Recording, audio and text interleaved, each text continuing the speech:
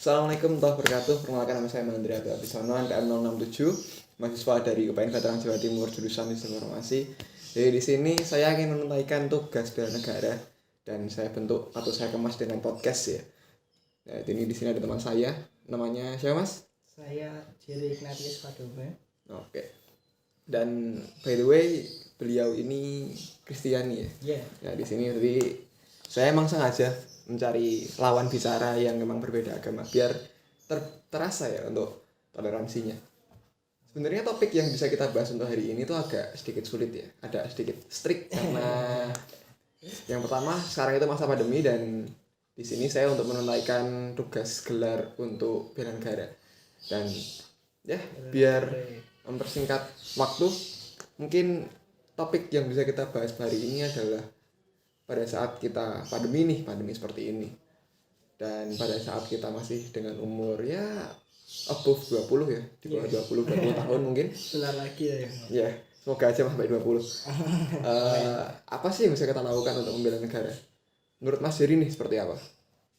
Untuk membela negara ya, kalau kita bicara membela negara yang bisa kita lakukan sebenarnya tuh ya kalau anak muda seperti kita yang masih belum bekerja gitu, kayak menurutku kayak masih sedikit sih yang bisa kita lakukan ya, pastinya impactnya tuh nggak terlalu besar seperti yang orang-orang dewasa gitu ya. Paling yang bisa kita lakukan ya, kita kan anak muda tuh memegang kendali terbesar untuk sosmed kita ya, aku mikirnya gitu. Jadi yang bisa kita lakukan ya at least lewat sosmed itu sih, gimana caranya kita bisa menarik masyarakat kayak biar bisa berpikiran positif lewat sosmed. Jadi istilahnya membuat kendali kita yang paling besar dari situ sih menurut gue, sosmed.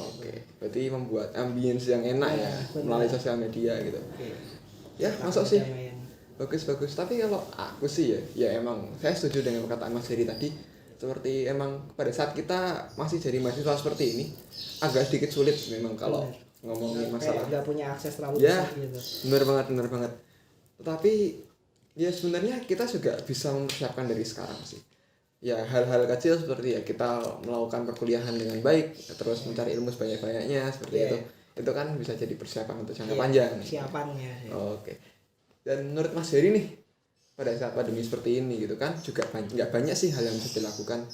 Misalnya nih kalau kita bela negara seperti dulu misalnya, kita kan memang bisa menunaikan contoh aja melakukan bakti sosial atau memberikan penyuluhan ke adik-adik mungkin pada saat kita bertemu dengan teman-teman atau adik-adik yang masih SMA atau SMP.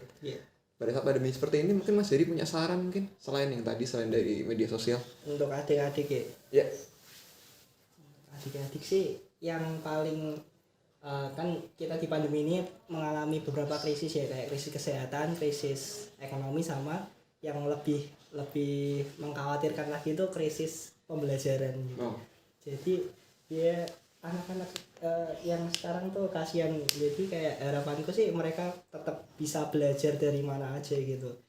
Dari rumah gitu, kayak dia bisa nyari sumber-sumber yang baik gitu, jangan sampai kayak terlena dengan ya emang sih karena ini apa, kayak sekolah kan tutup kayak gitu kayak harapanku masih bisa belajar lah.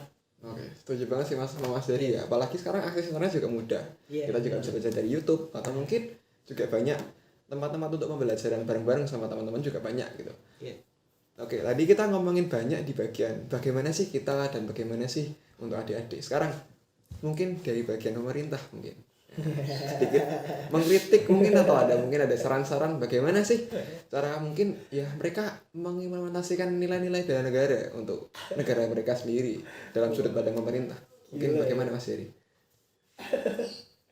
Gimana maksudnya apa yang harus dilakukan pemerintah gitu ya? Ya mungkin bisa di masa pandemi ini.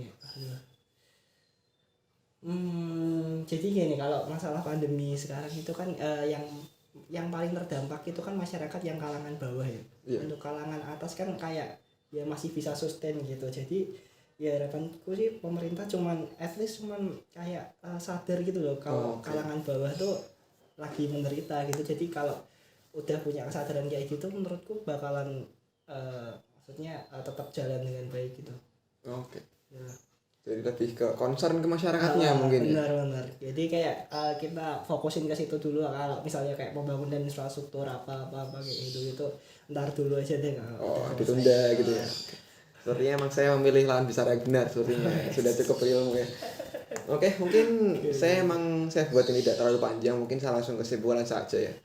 Jadi mungkin dengan apa yang kita elaborasikan tadi, apa yang kita katakan tadi, mungkin memang tidak secara langsung bisa mencerminkan bela negara, tapi kita harap hal-hal kecil seperti ini juga bisa jadi contoh atau bisa jadi evaluasi lah untuk kita semua. Pastinya juga bakal berdampak walaupun tidak dalam jangka pendek. Oke, mungkin cukup dari saya. Juga terima kasih untuk sudah mendengarkan dan terima kasih untuk Pak Latif telah memberikan tugas. Juga saya dan Siri pamit. Wassalamualaikum warahmatullahi wabarakatuh.